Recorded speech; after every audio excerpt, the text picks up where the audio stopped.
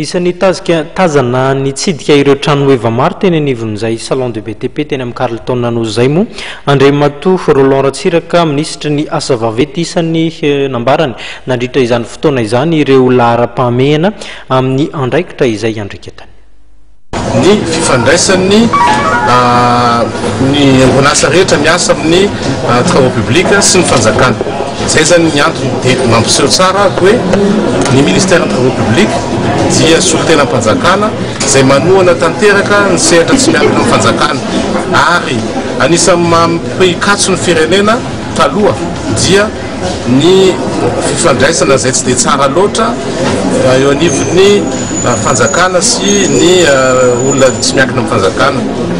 Inona ny antony? Satria toe-tsaina entina miasa dia ohatran'ny toe-tsaina tsy mety. Taloha ny toe-tsaina entina dia laharampahamehana, resaka voninahitra, resaka tsy haiko zavatra hafa tahaka ny hoe ny avantage personnel anjerevana fa ny indray dia apetraka tsara hoe laharampahamehana dia ny vahoaka malagasy dia ny orinasa rehetra izay manome asa sy manome arena ho an'ny malagasy zany laharampahamehana. Tonga eto izay maneho an'izany dia ohatrany hoe amin'ny olona sasany hoe efa niverimberina teto ka io tsy olana mihitsy satria anatin'le asa mihitsy miaino anazy dia teo zao na ino zavatra maromaro misy anankiray zao teo mamoaka hoe ty teknika vaovao amin'ny fanamboaran-dalana.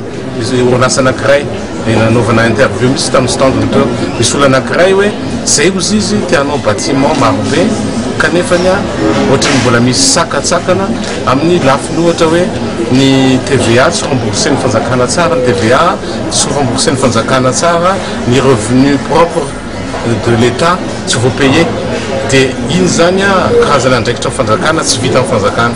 Dia zaho zany hitondra an'izany any amin'ny conseil de gouvernement hoe RPI ny anaran'ilay izy revenu propre interne. Io zany rehefa mahazo financement tsika avy amin'ny mpamatsy vola raisam-pirenena dia tsy maintsy mandoa ny RPI io dia fa nio tsy voaloko foana dia lasa midagana be le izy efa jirevana zany ny orinasa BTP le mi-exposé ao manana problème an'izay RPI zay daholo. Dia io zany vola rehefa mahazo fa nampiana zany tsika avy any ivelany dia mila mandrotsaka vola kely. Ohatra tsika zao anao route nationale numéro 9 ary za hitondra mpanao gazety mihitsy akany Tuleara satria tomboko lalana io mitentina amin'ny 45 millions de dollars fa tsika fanjakana malagasy mila miverser 4 milliards d'ariary eo amin'ny 20 milliards de francs malgasy.